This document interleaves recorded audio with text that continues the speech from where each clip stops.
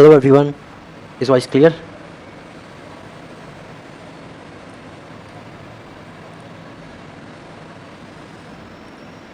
Hello, voice आ रही है? Okay, so everyone welcome to the channel Step Up Classes. नमस्कार साथियों, सभी का स्वागत है मेरे चैनल स्टेप अप क्लासेस पर। फ्रेंड्स, यूपीपीसीएस से होने वाले यूपीपीएससी से होने वाले एलटी ग्रेड एग्ज़ाम की तैयारी मैंने शुरू करा दी है अपने ग्रुप पर। फिलहाल हम तैयारी जो कर रहे हैं वो प्री एग्ज़ाम की कर रहे हैं। मोटिव हमारा प्री एग्ज़ाम है, लेकिन फ्रेंड जो कंटेंट मैं दे रहा हूँ वो आपके मेन एग्जाम में भी काम आएगा, क्योंकि मैं हमेशा से आपको कहता आया हूँ कि डिटेल्स कंटेंट आपको चाहिए। बहुत सारे चैनल ऐसे मिलेंगे जो आपको शॉर्ट नोट्स दे देंगे, जो आपके प्री के लिए तो हेल्पफुल होंगे, लेकिन आज का जैसा पैटर्न चेंज हुआ एलटी ग्रेड का मेंस का, उसके लिए आपके वे नोट्स बेनिफिशियल नहीं होंगे। आप कहाँ से, जब आप ज़्यादा पढ़ोगे ही नहीं तो लिख के क्या होगे? समझना बात को, जब आप ज़्यादा पढ़ोगे नहीं, अपनी ओर से नोट्स नहीं बनाओगे तो क्या लिख के आओगे मेंस को? और मेंस की तैयारी कोई ऐसी तो है नहीं कि हवा है या 2 महीने के अंदर या 1 महीने के अंदर आप 3 घंटे लिखने की प्रैक्टिस कर लेंगे। नहीं होगी, बिल्कुल नहीं हो सकती। अब तक आप एमसीक्यू कर रहे हो, एमसीक्यू की प्रैक्टिस कर रहे हो, और 2 महीने के अंदर एमसीक्यू 3 घंटे का पेपर लिखने की तैयारी बिल्कुल नहीं होती। चाहे भले 20 क्वेश्चन आ रहे हैं, लेकिन 3 घंटे के अंदर लिखने की तैयारी 2 महीने के अंदर तो बिल्कुल नहीं हो सकती, जो मुझे मानना है, अगर बिल्कुल लिखने की आपकी प्रैक्टिस नहीं है। और दूसरी बात, उसके ऊपर आपको नोट्स भी ना मिले तो फिर तो बिल्कुल चीज़ें बेकार हो जाएंगी। तो फ्रेंड्स, इसीलिए मैंने आज तक जब भी कोई नोट्स दिया है, बिल्कुल डिटेल नोट्स समझा के अच्छे तरीके से मैनेज करके तब दिए हैं, ताकि अगर कोई चीज़ें उनसे रिलेटेड पूछी जाती है, उस क्वेश्चन से आता है, कोई भी क्वेश्चन आता है उस टॉपिक से, तो आप उसे क्रैक कर सकें, लिख सकें, अपने नोट्स बना के लिख सकें, और बेहतर तरीके से उस चीज़ की अंडरस्टैंडिंग मैंने आपको कराई है। तो फ्रेंड्स, इसी सीरीज में इसी चीज़ को ध्यान रखते हुए, एलटी ग्रेड के प्री प्लस मेंस को ध्यान रखते हुए, मैंने अपने नोट्स तैयार किए हैं, आपके लिए लेके आया हूँ video series that is of LT grade. ठीक है, इसमें प्री और मेन दोनों आप कवर कर सकते हैं। तो क्वांटम नंबर से आज शुरू कर रहे हैं। Quantum number structure of atom में ही पार्ट में आया था, क्वांटम नंबर 3rd टॉपिक था। 3 टॉपिक इसमें मेन उन्होंने दिए थे, एक तो बॉर्स का मॉडल, फिर दिया था उन्होंने कि मॉडर्न एटॉमिक थ्योरी, और फिर दिया था क्वांटम नंबर्स। तो फ्रेंड्स, इनसे रिलेटेड जो कंसेप्ट थे वो भी मैं समझाते आ रहा हूँ, ये नहीं कि बस बॉर्स का मॉडल समझा दिया, नहीं, उससे रिलेटेड जो कंसेप्ट है वो। फिर हमारा मॉडर्न एटॉमिक थ्योरी आया, तो उससे रिलेटेड जो कंसेप्ट थे वो मैंने क्लियर करे। आज हम क्वांटम नंबर करेंगे, तो इससे रिलेटेड जितने भी हमारे कंसेप्ट आते हैं वो भी हम क्लियर करेंगे। ठीक है फ्रेंड्स, तो शुरू करते हैं quantum number structure of atom. तो इस क्वांटम नंबर जो चीज़ें हैं, आप बेसिक बहुत हैं और आप काफ़ी समय से इन्हें पढ़ते आ रहे होंगे, क्योंकि काफ़ी कॉमन चीज़ है। लेकिन देखिए, एलटी ग्रेड में क्या क्वांटम नंबर इतना इजी वे में आते हैं?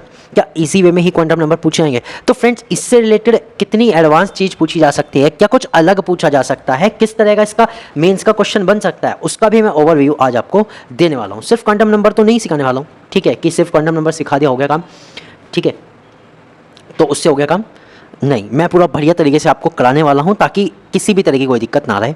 ठीक है, एक एक चीज़ को क्लियर करूंगा, और वो क्वांटम नंबर एटम्स के अंदर किस चीज़ को बता रहा है, किस चीज़ को डिफाइन कर रहा है, ताकि आप क्वांटम नंबर्स के थ्रू एक एटम का पूरा स्ट्रक्चर अपने दिमाग में जनरेट कर सके, वो मैं आज आपको सिखाने वाला हूँ। ठीक है फ्रेंड्स, तो what is a quantum number? देखिए, क्वांटम नंबर आए कहाँ से?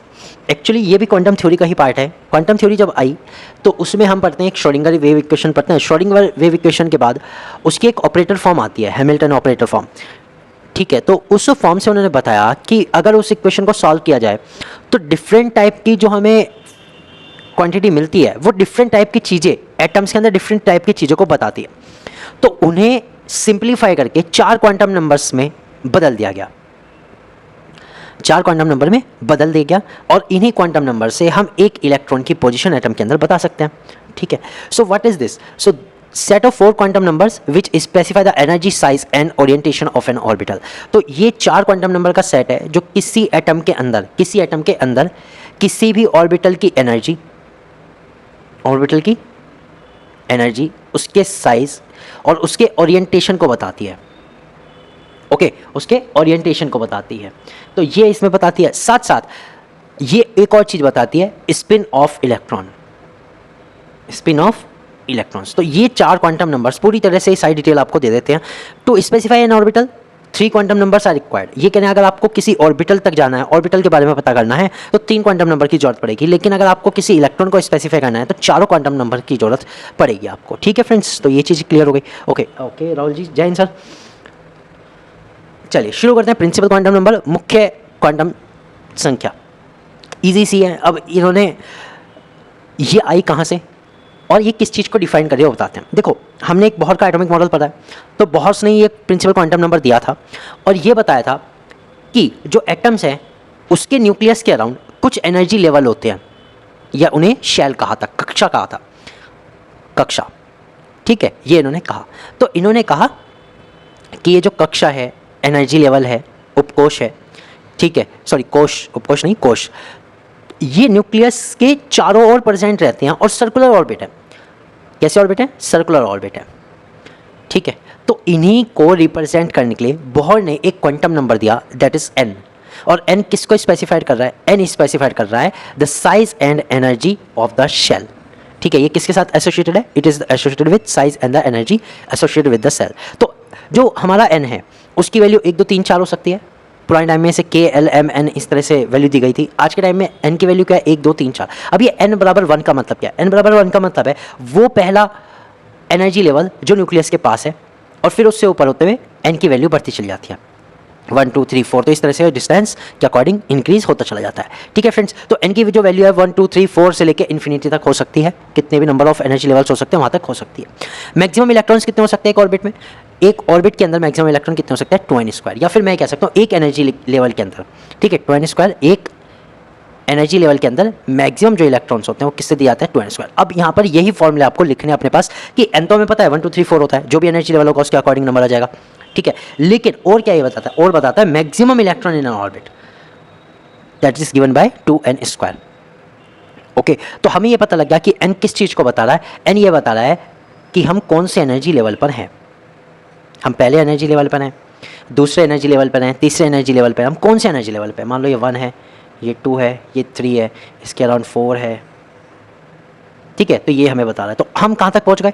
हम न्यूक्लियस के अराउंड इलेक्ट्रॉन को ढूंढते ढूंढते हम उसके एनर्जी लेवल तक अभी पहुँच चुके हैं। अब ये एन बराबर हमें पता लग गया 1 2 3 4 जो भी होगा वो। अब इसके अकॉर्डिंग साइज और एनर्जी का कैसे पता लगता है? तो देखो इन्होंने कहा था, एक फॉर्मूला हमारे पास आया था, रेडियस का जो फॉर्मूला आया था वो आता है 0.529 मल्टीप्लाई बाय n²/z।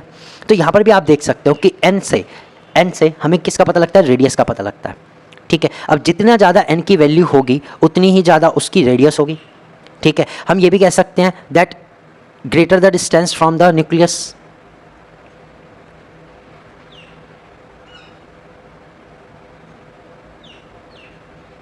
कि न्यूक्लियस से डिस्टेंस भी बढ़ जाएगी। भाई रेडियस बढ़ गई तो डिस्टेंस भी तो बढ़ गई। जितना ज़्यादा ऊपर का एनर्जी लेवल उतनी ज़्यादा उसकी डिस्टेंस बढ़ गई, और उतनी ज़्यादा डिस्टेंस बढ़ गई रेडियस बढ़ गई, ठीक है। क्लियर समझ में आया? ओके, एक चीज़ तो ये थी। दूसरी और क्या डिपेंड करता है एन पे? एन पे डिपेंड करता है एनर्जी भी।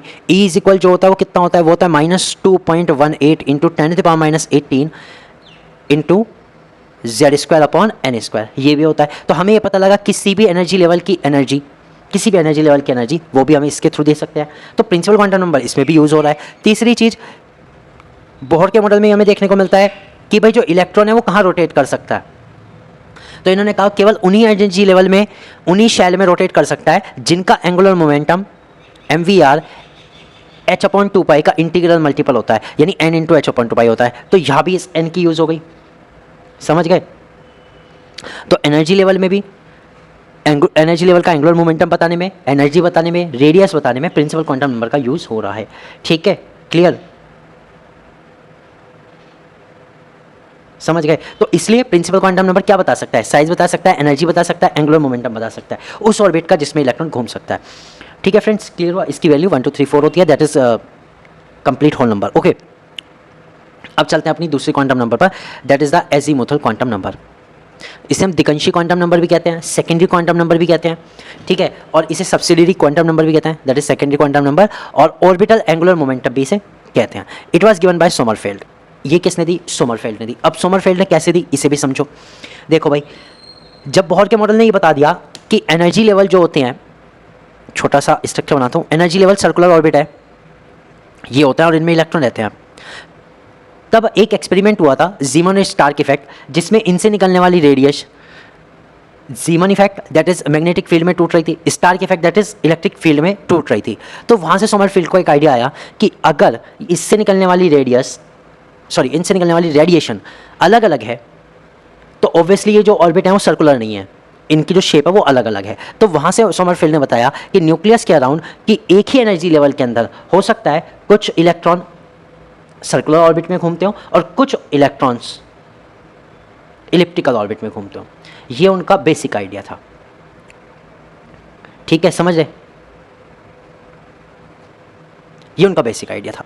तो एक ही एनर्जी लेवल के अंदर दो तरह की उन्होंने चीज़ें बताई कि कुछ इलेक्ट्रॉन सर्कुलर ऑर्बिट में घूम सकते हैं, कुछ इलिप्टिकल पाथ पे घूम सकते हैं, ठीक है, यानी कि उनका जो होगा पाथ वो अंडाकार होगा, ये उन्होंने बताया। अब वहाँ से वो एक क्वांटम नंबर लेके आए, that is the azimuthal quantum number, जो ये बताता है कि किसी भी ऑर्बिट का एंगुलर मोमेंटम कितना है, उसका एंगुलर मोमेंटम कितना है। So it describe the special distribution of electron cloud and angular momentum. तो ये किस चीज़ को डिपेंड करता है, ये डिनोट करता है इलेक्ट्रॉन क्लाउड्स को, कि भाई इलेक्ट्रॉन जो है वो कितने एरिया में घूम रहा है, किस तरह से उसका इलेक्ट्रॉन क्लाउड बन रहा है, और एंगुलर मोमेंटम उसका कितना है। It gives the name of the sub shell associated with the main shell. तो ये कह रहे हैं, इसके बाद इन्होंने एक थ्योरी दी कि एनर्जी लेवल के अंदर भाई दो तरह की चीज़ें उन्हें मिली, कि कुछ तो सर्कुलर पाथ में है और कुछ कैसे हैं, इलिप्टिकल पाथ में। तो उन्होंने कहा कि हम इस एनर्जी लेवल को दो पार्ट में डिवाइड कर रहे हो, समझ रहे हो इस चीज़ को, यानी कि ये जो एनर्जी लेवल था, एक एनर्जी लेवल के अंदर उन्होंने दो सब शेल बना दिए, दो तीन मतलब ज़्यादा भी सब शेल बनाए, कुल मिला के सब शेल में डिवाइड कर दिया। समझ गए, इतनी बात क्लियर हुई। ये किसने डिवाइड करे, ये डिवाइड करे सोमरफेल्ड ने, ठीक है। तो एनर्जी लेवल को डिवाइड करके सब शेल बन गए, और हर एक सब शेल के लिए जो क्वांटम नंबर एल था वो दिया गया। तो इन्होंने कहा अगर हमारे पास sub shell s, p, d, f और जी है, तो ये 0 से शुरू होकर के 4 तक की एल की वैल्यू गेन करते हैं, ठीक है फ्रेंड्स, क्लियर हुआ, एक चीज़ क्लियर हुई, ठीक है। यानी कि एल की वैल्यू अगर 0 है तो एस सब शेल है, अगर 1 है तो पी सब शेल है, 2 है तो डी, 3 है तो एफ, और 4 तो जी, ठीक है, S p D G, S p d F G, ये सब। अब इन्होंने कहा कि ये कैसा पता लगेगा कि किसी एनर्जी लेवल में एक सब शेल है, दो सब शेल है, तीन सब शेल है, कितने हैं, ये कैसे पता लगेगा। तो इन्होंने कहा the value of l depends upon the value of n. L की वैल्यू भी एन पे डिपेंड करेगी, and for a given value of n the value of n can be ranging from 0 to n-1, 0 to n-1। तो उन्होंने कहा जो L की value होगी वो एन की वैल्यू पे डिपेंड करेगी, और एल की वैल्यू 0 से लेके n-1 तक सारी होगी। अब इसकी वैल्यू मतलब क्या है, सुनो ध्यान से। हमने कहा मान लो ये फर्स्ट एनर्जी लेवल है, एनर्जी लेवल 1, ये 2, ये 3, तो इसके अंदर कितने सब शेल होंगे वो भी पता लग जाएगा, और एल की कितनी वैल्यू होंगी वो भी पता लग जाएगा। तो अगर n बराबर 1 है तो एल की वैल्यू 0 से लेकर n-1 तक होगी, तो 0 ही होगी, बस एक ही वैल्यू आ सकती है। लेकिन अगर मैं इस वाले की बात करूं n बराबर 2 वाले की, तो एल की वैल्यू कितनी आ जाएगी, एल की वैल्यू एक तो 0 आ जाएगी, कोमा n-1 दैट इज 2 - 1 1 आ गई, तो इसके लिए दो वैल्यू आ गई। फिर अगर मैं एनर्जी लेवल 3 की बात करूं तो इसके लिए n बराबर अगर 3 है तो एल की वैल्यू 3 आ गई, एक 0, एक 1 और एक 2। इतनी बात समझ में आई। अब ये क्या बता रहा है, ये बता रहा है कि अगर फर्स्ट एनर्जी लेवल है, अगर फर्स्ट एनर्जी लेवल है तो एल बराबर 0 आया, दैट इज इसका मतलब है इसके अंदर सिर्फ एक सब शेल होगा, और वो कौन सा होगा, एस, क्योंकि वैल्यू क्या आ रही है, 0 आ रही है। ये कह रहे अगर एनर्जी लेवल 2 पे आप पहुंच गए ना, तो उसके अंदर दो वैल्यू आ रही है एल की, यानी कि दो सब शेल होंगे, एक एस और एक पी, 0 और 1 दैट इज एस और पी। फिर उन्होंने कहा अगर आप एनर्जी लेवल 3 पे पहुंच जाते हो तो आपके पास एल की 3 वैल्यू आएगी, ठीक है, एल की 3 वैल्यू आएगी जो डिनोट करेगी कि इसके अंदर कितने सब शेल हैं। इसके अंदर सब शेल कितने आ गए, 3 सब शेल आ गए, दैट इज एक एस, एक पी और एक डी, ठीक है, समझ गए। तो आप एल की वैल्यू से सब शेल तक पहुंच गए, सब शेल तक पहुंच गए, यानी आप ये पता लगा सकते हो कि वो जो इलेक्ट्रॉन है वो इलिप्टिकल पाथ पे घूम रहा है या सर्कुलर पाथ पे, ठीक है फ्रेंड्स, क्लियर हुआ,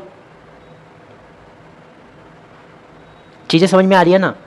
मैं केवल नंबरिंग नहीं समझा रहा हूँ, मैं उन नंबरिंग से रिलेटेड जो कंसेप्ट्स हैं वो भी आपको क्लियर कर रहा हूँ, ठीक है। तो हमें ये पता लग जाता है एल की वैल्यू अगर 0 है तो एस है, 1 है तो पी है, 2 है तो डी है, ये हमें वैल्यू मिल जाती है, ठीक है। तो एन की वैल्यू से एल की वैल्यू हम निकाल सकते हैं इजीली, कोई दिक्कत नहीं है। अगर एन बराबर 4 आ जाए तो एल की 4 वैल्यू आ जाएगी, 0, 1, 2 और 3, यानी इसके अंदर चारों सब शेल होंगे, एस बी, पी बी, डी बी और एफ बी। इतनी बात क्लियर हुई, ठीक है। अब बात करते हैं the magnitude of magnetic moment में बी गिवन एज। अब अगर आप किसी भी ऑर्बिटल का मैग्नेटिक मोमेंट देना चाहते हो तो वो किससे दे सकते हो, mu l is equal under root l into l plus 1। ये निकालने के लिए एग्जाम में आ जाता है, तो मैंने आपको बता दिया mu l is equal under root l into l plus 1। ये इसका मैग्नेटिक मूवमेंट होगा जिसे हम चुंबकीय आघूर्ण कहते हैं, ठीक है। क्योंकि देखो जब भी कोई चीज़ घूमती हुई है तो उसके अंदर आघूर्ण जरूर होगा, हमें पता है कोई भी चीज़ अगर रोटेट कर रही है तो उसके अंदर मूवमेंट जरूर होगा, समझो एक बात को।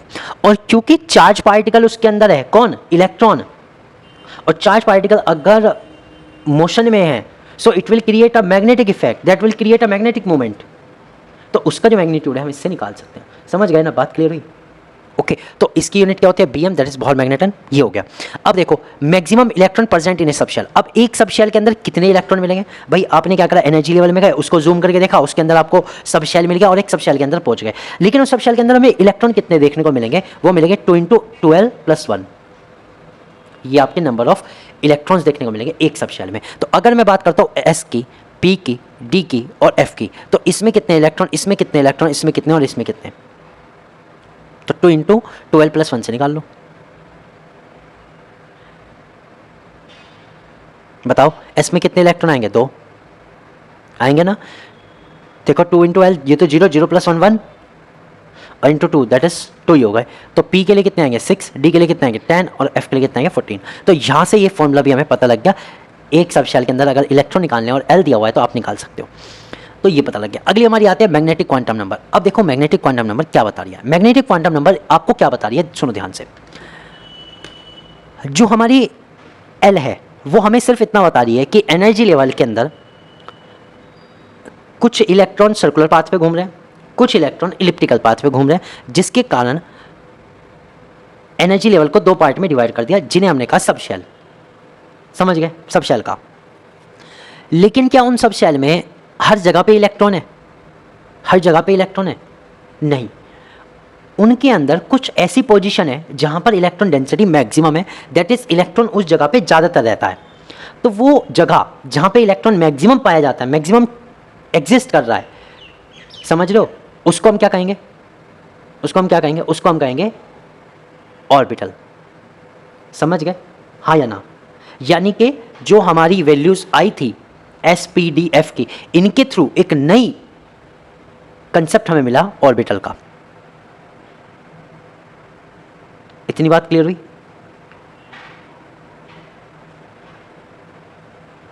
हाँ या ना। समझो, बताता हूं। हमने अभी पढ़ा कि जो हमारी सब शेल है एस पी डी एफ, तो हमें ये तो पता लग गया था एनर्जी लेवल से सब शेल में डिवाइड होगी, और सब शेल में हमें ये पता था कि कोई सब शेल या तो स्फेरिकल हो सकती है या इलिप्टिकल हो सकती है। लेकिन ये जो इलिप्टिकल है इसकी किस जगह पर इलेक्ट्रॉन ज़्यादा हैं? अगर ये इलिप्टिकल है तो इसके बाउंड्री के साइड इलेक्ट्रॉन ज़्यादा हैं या बीच में ज़्यादा हैं, किस जगह पे इलेक्ट्रॉन ज़्यादा हैं ये कौन बताएगा? So this is the maximum probability of finding an electron is called orbital. वहां से जन्म हुआ किसका? ऑर्बिटल का। ठीक है, क्लियर हुआ? यानी इलिप्टिकल पाथ पे भी किस जगह पे इलेक्ट्रॉन डेंसिटी ज़्यादा आ रही है, उससे बन गए ऑर्बिटल। ठीक है, तो मैग्नेटिक क्वांटम नंबर किस चीज़ को शो करता है? Orbital of the shell. ये डिपेंड मतलब किसको डिनोट करता है? करता है ऑर्बिटल्स को डिनोट, जिन्हें हम कक्षक कहते हैं। तो अभी तक हमने क्या पढ़ा, मैं आपको बताता हूँ सीरीज, सुनो ध्यान से। सबसे बड़ी चीज़ कक्षा, कक्षा के बाद उपकोष हिंदी में, और उपकोष के बाद कक्षक।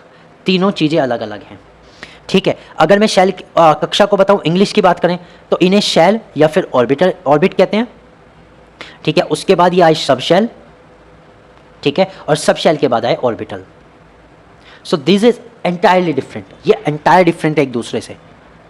कक्षा सबसे बड़ी चीज़ है, फिर उसके अंदर हम जाए तो सब शेल में डिवाइड हो गया, और सब शेल की जहां पर मैक्सिमम इलेक्ट्रॉन फाइंडिंग टेंडेंसी है उसे हमने ऑर्बिटल कहा। ठीक है, so determine the magnetic orientation of the orbital. अब ये क्या बताता है? ऑर्बिटल का, कक्षक का मैग्नेटिक ओरिएंटेशन बताता है। The value of the m depends upon the value of l. अब जो एम की वैल्यू है वो किस पे डिपेंड कर रही है? एल की वैल्यू पे डिपेंड कर रही है। ओके, तो एल बराबर 0 अगर है तो एम बराबर भी 0 होगा, और अगर एल बराबर 1 है तो एम की वैल्यू -1 से लेके +1 तक हो जाएगी, यानी -L से लेके 0 से लेके +L। एक तरह से जैसे हम लाइन नंबर बनाते हैं ना, उसके अकॉर्डिंग। ओके, तो इससे हमें पता लगता है कि L की वैल्यू अगर 0 है, 1 2 3 4 इनमें से कुछ है, तो हमें सब शेल कौन से मिलेगा? S P D और F और G। इसके अकॉर्डिंग नंबर ऑफ ऑर्बिटल्स कितने हो जाएंगे? S में 1, क्योंकि M की 1 वैल्यू आई। L के लिए 3 हो जाएंगे, क्योंकि M की 3 वैल्यू आएगी, -1 0 +1। अगर D है तो 5 हो जाएंगे, F है तो 7 हो जाएंगे, और अगर G है तो 9 हो जाएंगे। ठीक है फ्रेंड्स, क्लियर? तो हमें मैग्नेटिक पता लग गया। तो हम यहाँ से कहाँ तक पहुँच गए? हम यहाँ से इलेक्ट्रॉन के एग्जिस्टेंस की जगह तक, ऑर्बिटल तक पहुँच गए, वहाँ तक पहुँच गए। ओके, क्लियर हुआ? तो अब इसको हम एक एग्जाम्पल के तौर पे करते हैं कि कोई इलेक्ट्रॉन हमें कहाँ मिलेगा। ठीक है, तो चलिए बात करते हैं। मान लो एक 1s है, 1s2 है, ये किसका है? हीलियम का। इसके हमें सेकेंड इलेक्ट्रॉन की क्वांटम नंबर्स बताने हैं। तो ये क्या क्या बताएगा, सुनो ध्यान से। ये जो 1 है ये हमें बताएगा n बराबर 1। ठीक है, अब n बराबर 1 के लिए l की कितनी वैल्यू हो सकती है बताओ? a की वैल्यू हो सकती है 0। तो यहाँ पे s आ रहा है, तो s के लिए भी l की वैल्यू 0 हो गई। ठीक है, अब उसने कहा सेकेंड इलेक्ट्रॉन की बताओ। अगर मैं देखूं m की वैल्यू 0 के लिए m की वैल्यू कितनी होगी? 0 ही होगी। और अगर 0 है तो इसका मतलब क्या है कि इसमें सिर्फ एक ऑर्बिटल है और एक ऑर्बिटल के अंदर 2 इलेक्ट्रॉन्स हैं। ये हो गई। तो 1s2 के लिए जो क्वांटम नंबर्स हो गए वो ये हो गए।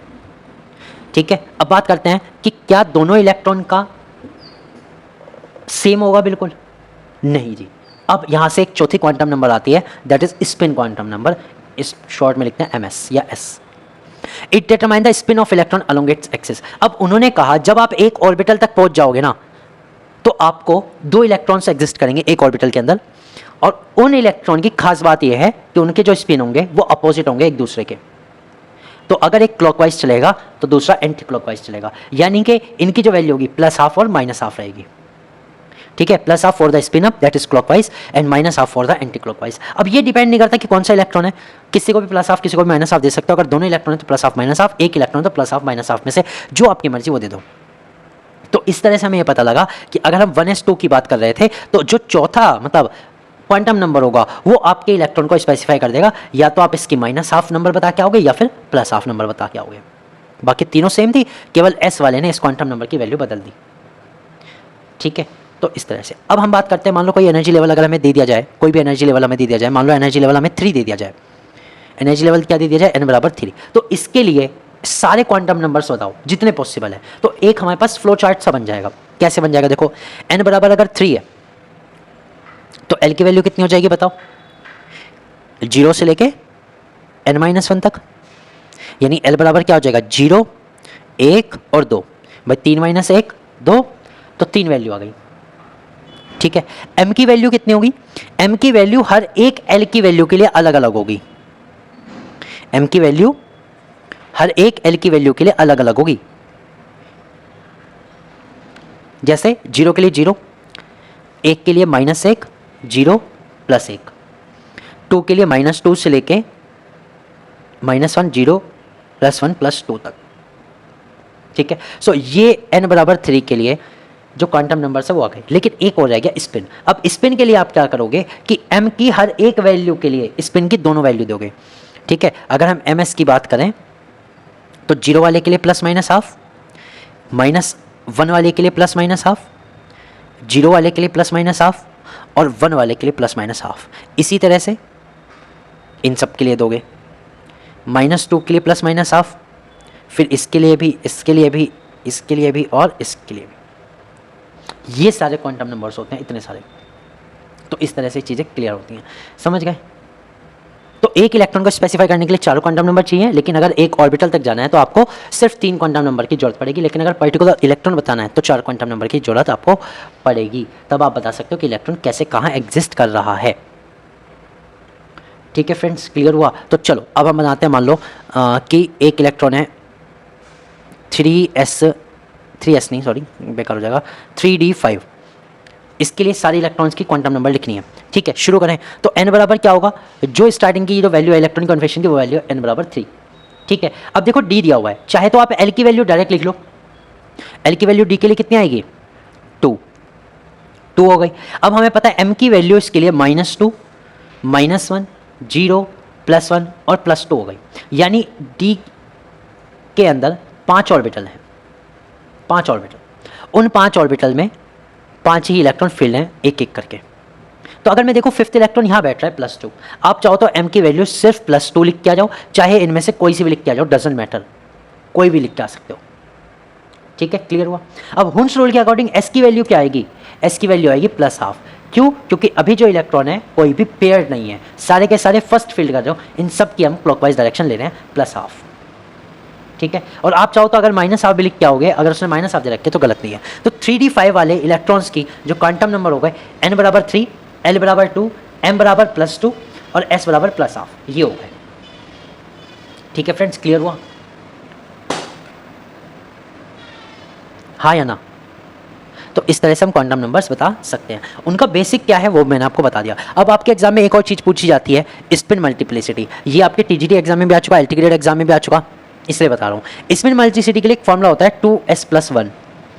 अब ये है क्या? देखो, ये बताता है total spin, actually sum of the spin quantum number. It is the sum of spin quantum number. ठीक है, यहाँ s क्या है? Sum of spin quantum number. अब मान लो मैंने कहा कि P2 और P3, P4 और P5 के लिए स्पिन मल्टीप्लिसिटी बताओ। स्पिन मल्टीप्लिसिटी हमें बतानी है, तो इसके लिए हमें एक चीज़ निकालनी पड़ेगी, S। और S क्या होता है? S होता है total spin, total spin quantum number. समझो बात को ध्यान से।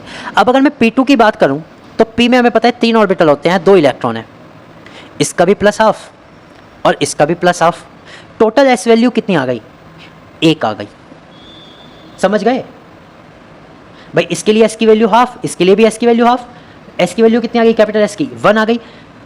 तो मुझे बताओ स्पिन मल्टीप्लिसिटी कितनी आ गई? बताओ जल्दी से, स्पिन मल्टीप्लिसिटी कितनी आ गई? 2s+1 से निकालो। 2 × s+1, 2 × 1 + 1 that will be 2 × 1 + 1 3। Spin multiplicity कितनी आ गई? 3। अगर मैं P3 के लिए बात करता हूं तो P3 का मतलब क्या है? Half half half. Capital S बराबर क्या वैल्यू आ गई? 3/2 या फिर 1 × 1/2, ये तो आ गई, या फिर 3/2 आ गई। अब अगर 3/2 आ गई तो स्पिन मल्टीप्लिसिटी कितनी आ गई बताओ? 2 × 3/2 + 1, 2 से 2 कैंसिल, 3 + 1 4। ठीक है, वेरी गुड। P4 के लिए बात करते हैं। P4 के लिए देखो इलेक्ट्रॉन कुछ इस तरह से भरेगा। अब बताओ कैपिटल S की वैल्यू क्या? कैपिटल S की वैल्यू कितना स्पिन है बताओ? 1 +हाफ और उसी में -हाफ, फिर ये +हाफ और ये भी +हाफ। कितनी आ गई S की वैल्यू? 3।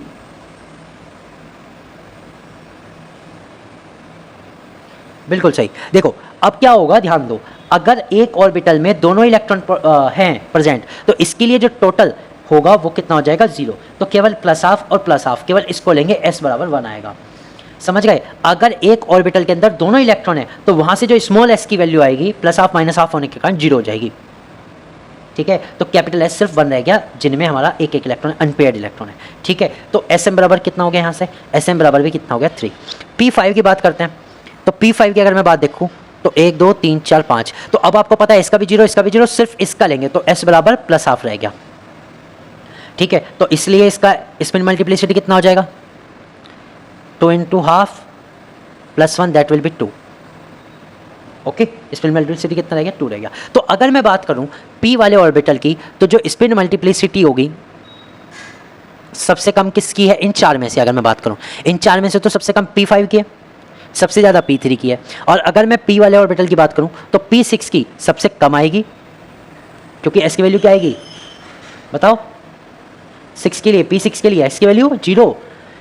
ठीक है, S की वैल्यू 0, तो 1 रह गई। कितनी रह गई स्पिन मल्टीप्लिसिटी? 1। ओके, और सबसे ज़्यादा किसके लिए आते हैं? P3 के लिए, that is highest and it will be 4। ठीक है, तो ये चीज़ है। तो स्पिन मल्टीप्लिसिटी का कंसेप्ट आता है, तो मैंने यहाँ से आपको बता दिया, और क्वांटम नंबर से हमारे क्लियर हो गए। तो क्वांटम नंबर से रिलेटेड अब कुछ रूल्स हैं, कुछ चीज़ें हैं, वो मैं आपको बताया था। एक चीज़ तो ये शेप ऑफ ऑर्बिटल, ये समझना जरूरी है, शेप ऑफ ऑर्बिटल। ठीक है, तो S ऑर्बिटल की शेप कैसी होती है? स्फेरिकल होती है।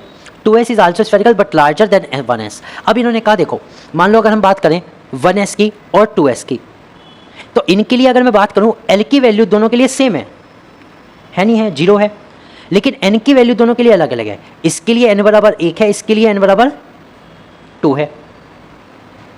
समझो, तो जितनी ज़्यादा N की वैल्यू उतना बड़ा ऑर्बिटल, हम पढ़ भी चुके हैं। ठीक है, तो 2s orbital will be larger. तो जितनी ज़्यादा हमारे पास N की वैल्यू होगी उतना बड़ा ऑर्बिटल का साइज होगा। साइज तो सेम, मतलब शेप सेम हो सकती है लेकिन साइज बड़ा हो जाएगा। तो 3s में क्या होगा, 3s का साइज जो होगा वो इनसे भी बड़ा हो जाएगा। इसके अंदर 2s भी एग्जिस्ट करेगा और 1s भी, तो 3s उससे ही बड़ा हो जाएगा, रहेगा शेप स्फेरिकली। अब बात करते हैं p वालों की। जो p ऑर्बिटल थे वो डम्बेल शेप थे। तो डम्बेल शेप का कैसे पता लगा, सुनो ध्यान से। जो सोमरफेल्ड है उन्होंने बताया था कि कुछ इलेक्ट्रॉन इलिप्टिकल पाथ पे घूमते हैं। अब उनके इलिप्टिकल पाथ के कारण ये पता लगा कि किस जगह पे इलेक्ट्रॉन सबसे ज़्यादा पाए जाते हैं। तो जब इसको निकाला गया तो ये पता लगा कि वो डम्बेल शेप के पाथ पे ज़्यादा पाए जाते हैं। इसका मतलब क्या है कि जो इलेक्ट्रॉन्स है वो कुछ इस तरह की पोजिशन पे ज़्यादा एग्जिस्ट कर रहे हैं। यानी जो इलेक्ट्रॉन है अगर हम हाई स्पीड कैमरा से खींचें तो वो यहाँ दिखेंगे, समझ गए। तो डम्बेल शेप में होते हैं और डम्बेल शेप तीनों एक्सिस पे होते हैं, एक्स वाई और जेड। तो इसके लिए पी एक्स, पी वाई और पी जेड। अब पी एक्स है तो एक्स एक्सिस पे, पी वाई है तो वाई एक्सिस पे और जेड है तो जेड एक्सिस पे, ठीक है। तीनों एक्सिस पे मिलते हैं, इनकी डबल शेप होती है। अब अगर हम डी ऑर्बिटल पहुंच जाएं तो इनकी डबल डम्बल शेप होती है, यानी एक ही ऑर्बिटल में डबल डम्बल। तो एक तो इनमें होता है डी एक्स वाई, फिर होता है डी वाई जेड और एक होता है डी जेड एक्स। ये तीन तो कॉमन है। इनमें क्या है, जो इनके डम्बल्स हैं, मान लो अगर मैं एक्स वाई की बात करूं, ये वाई मानता हूं, ये एक्स मानता हूं, तो अगर मैं डी एक्स वाई बना रहा हूं तो इसका मतलब एक्स पे भी है वो और वाई पे भी है। ये पूरा एक ऑर्बिटल है और इसके अंदर 2 इलेक्ट्रॉन है इस पूरे के अंदर, ठीक है। अगर मैं वाई और जेड की बात करता हूं तो वाई ये मानता हूं और जेड ये मानता हूं, तो इसका मतलब क्या है कि जो ऑर्बिटल है वो कुछ इस तरह से है, ठीक है। क्लियर हुआ। तो ये d x y, d y z और डी जेड एक्स, ये तो एक्सिस पे हैं। उसके बाद बात करते हैं d x square minus y square की, d x square minus y square की। ये कहाँ है, ये एग्जिस्ट करेंगे इनके बीच में। और डी जेड स्क्वायर का ऑर्बिटल बिल्कुल अलग होता है ये, ठीक है। अब ये ध्यान दो, इसमें क्या होता है, ऑर्बिटल ऊपर और नीचे जाता होते हैं और बीच में एक रिंग होती है। बीच में क्या होती है, एक रिंग होती है। तो अगर मैं इसमें बात करूं तो डी जेड स्क्वायर में नोड की बात करूं तो इसमें कोई नोड नहीं होती, नो नोड और नोडल प्लेन इस प्रेजेंट। केवल डी जेड स्क्वायर में कोई नोडल प्लेन प्रेजेंट नहीं रहता। ओके, क्लियर हुआ। तो ये डी ऑर्बिटल की शेप हो गई। और एफ ऑर्बिटल की अगर शेप करें तो वो उसमें 8 एक साथ होते हैं, मतलब डबल डम्बल से भी डबल डम्बल हो जाते हैं, तो वो थोड़ा सा कॉम्प्लिकेटेड हो जाता है, ठीक है। अब number of electrons in a sub shell, ये आपको पता ही होना चाहिए। एक सब शेल में कितने इलेक्ट्रॉन होते हैं, कितने ऑर्बिटल्स होते हैं। तो एस में एक ऑर्बिटल होता है, 2 इलेक्ट्रॉन आते हैं। पी में 6 इलेक्ट्रॉन आते हैं, 3 ऑर्बिटल हैं। डी में 5 ऑर्बिटल हैं, 10 इलेक्ट्रॉन आ सकते हैं। एफ में 7 ऑर्बिटल हैं तो 14 इलेक्ट्रॉन आ सकते हैं, यानी हर एक ऑर्बिटल में 2 इलेक्ट्रॉन रह सकते हैं, ठीक है। क्लियर हुआ। ये हमारा हो गया। अब हम बात करते हैं सबसे अच्छे प्रिंसिपल की, that is Aufbau principle. So in the ground state the atoms of the atoms orbital are filled in the order of increasing energy. अब ये कहते हैं कि ग्राउंड स्टेट में जो ऑर्बिटल फिल होते हैं वो इंक्रीजिंग एनर्जी के ऑर्डर में फिल होते हैं। और इंक्रीजिंग एनर्जी जो हम निकालते हैं वो n+l रूल के अकॉर्डिंग निकालते हैं, n+l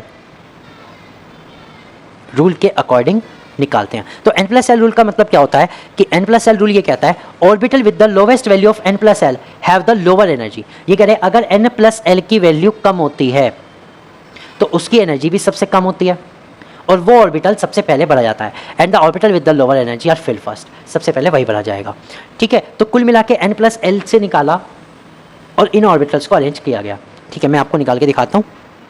फिलहाल n+l निकालते हैं। मान लो अगर हम 1s की बात करें तो इसके लिए n+l कितना है, बताओ, 1 है। अगर मैं 2s की बात करूँ तो n+l कितना है, 2 + 0 दैट इज 2। अगर मैं 2p की बात करूँ तो n+l कितना है,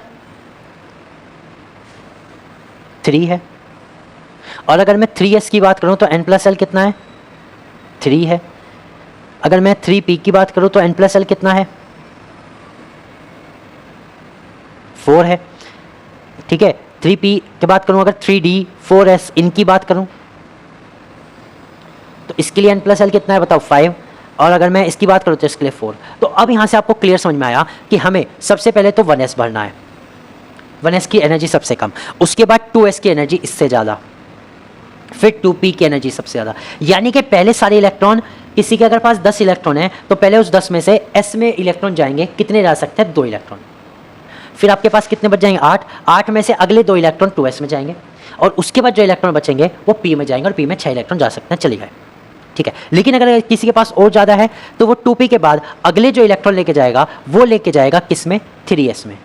अब यहाँ से आप कहोगे सर एक बात तो बताओ, 2p और 3s दोनों की n+l वैल्यू सेम है, तो हमने 2p में क्यों डाला, 3s में क्यों नहीं डाला? हम तो 3s में डालते, 1s 2s 3s, 2p में क्यों ले गए आप?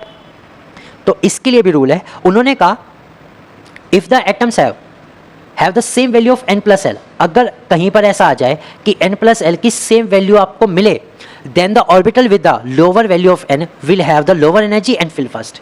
तो अब ये कह रहे हैं कि जिसमें n की वैल्यू कम होगी उसकी एनर्जी भी कम होगी, ठीक है, और वही पहले भरा जाएगा। इसीलिए हमने क्या करा, 2p को पहले भरा रेदर देन 3s से, क्योंकि 2p में जो n की वैल्यू 2 है और 3s में n की वैल्यू 3 है। ठीक है, क्लियर, समझ में आया? And that's the same rule will be follow here. अब इसमें देखो यहाँ पर 3d और 4s में अगर मैं देखूँ तो 3d की वैल्यू 5 है, n+l की वैल्यू, और 4s के लिए कितनी है 4, तो 4s पहले भरा जाएगा और 3d बाद में भरा जाएगा। इस मीन्स 3s के बाद तो 3p आया और 3p के बाद पहले 4s भरा जाएगा और तब 3d भरा जाएगा। एंड ये चीज़ जो है अब आगे चलती रहेगी, इस तरह से निकाले और लगाए, लेकिन इसको लिखना बहुत मुश्किल होता है, इसको लिखना बहुत मुश्किल होता है। भाई कौन याद रखेगा इस तरह से किसकी एनर्जी ज़्यादा किसकी कम, ये तो ऑर्डर पलट रहा है और आगे और कॉम्प्लिकेटेड हो जाएगा। तो एक ये जो सिस्टमेटिक तरीके से इस तरह से ऑर्बिटल बनाए गए हैं ये ईजी रहता है, ये तरीका ईजी रहता है कि पहले 1s में, फिर 2s में, फिर 2p में, फिर 3s, 3ps के बाद 3p, फिर 4s, 4s के बाद 3d, 4p, 5s, और 5s के बाद कहीं जाके 4d में आते हैं। ठीक है, तो अब ये देखो 4f में और 6s में देखो कि 6s पहले भरा जाता है और 4f बहुत बाद में भरा जाता है। क्यों? क्योंकि जो 6s है उसके लिए n+ वैल्यू 6 है, और लेकिन अगर मैं 4f की बात करूं तो इसके लिए जो n+ वैल्यू है वो 7 है, हाँ या ना? तो इसलिए 6s पहले भरा जाता है और 4f बाद में। अब ये क्वेश्चन आपको दिया भी जा सकता है, ठीक है, जब हम लॉन्ग क्वेश्चन बनवाते हैं मतलब एग्जाम में, ठीक है, तो उसमें क्या होता है मल्टीपल क्वेश्चन डाल दी जाते हैं, तो इस तरह की चीज़ें एक ही क्वांटम नंबर वाले क्वेश्चन में पूछी जा सकती हैं। क्लियर हुई बात? तो ये था अफबाउ प्रिंसिपल। तो अफबाउ प्रिंसिपल हमें क्या बताता है, n+l रूल बताता है, और ये क्या करता है कि जो ऑर्बिटल्स है उनको एनर्जी के अकॉर्डिंग भरने का रूल बताता है। ठीक है, क्लियर हुआ कि ऑर्बिटल्स किस तरह से बढ़ जाएंगे, इलेक्ट्रॉनिक कॉन्फिगरेशन कैसे बनेगा। तो अब बना के देखते हैं। देखो मान लो हमारे पास कोई एक है, मान लो किसका लें, अच्छा सा बताओ भाई, क्रोमियम के लेते हैं। क्रोमियम का 24 होता है, तो 24 में सबसे पहले 1s2, चलो भाई हो गया, फिर 1s2 के बाद 1s2 के बाद 2s2, 2 इलेक्ट्रॉन इसमें चले गए, फिर 2p6, और 2p6 के बाद 3s2, और 3s2 के बाद 3p6, और 3p6 के बाद ये कह रहे हैं आपके पास 3s2 आ जाएगा। अब अगर मैं यहाँ से देखूँ 2 और 2 4 6 10 और 2 12, 12 6 18 2 20, 20 तो चले गए। अब जो 3d आया उसके पास कितने बचे, सिर्फ 4 इलेक्ट्रॉन बचे। ठीक है, तो इलेक्ट्रॉन कॉन्फ़िगरेशन हमारा क्या बनता है, 1s2 2s2 2p6 3s2 3p6 3d 4 4s2। लिखा ऐसे जाता है, भरे ऐसे जाते हैं। तो अगर मैं लास्ट इलेक्ट्रॉन पूछूं तो 4s2 में है, लेकिन अगर मैं देखूं भरा किस में गया, 3d 4 में भरा गया। ये भी ध्यान देना, लास्ट इलेक्ट्रॉन किस में भरा गया, 3d 4।